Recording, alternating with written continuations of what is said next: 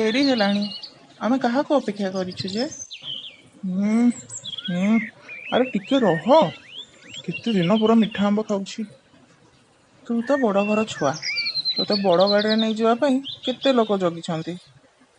ମୁଁ ପରା ତୋତେ କଥା ଦେଇଛି ତୋ ସହିତ ଯିବି ବୋଲି। ବ୍ୟସ୍ତ କାହିଁକି? ସନ୍ଧ୍ୟା ହେବା ଆଗରୁ ମାଉସୀ ଘରେ ପହଞ୍ଚିଲେ ଗଲା। ହଉ ଚାଲ ଯିବା ଆଉ। ଭାଇ ଭାଇ ରହ। ଆରେ ଏତେ ଡେରି କାହିଁକି ହେଲା? କହନି କହନି, ଏତେ ଲୋକ ଭିଡ଼ ଡେଇଁ ଆସିବା ସହଜ କଥା ନୁହଁ।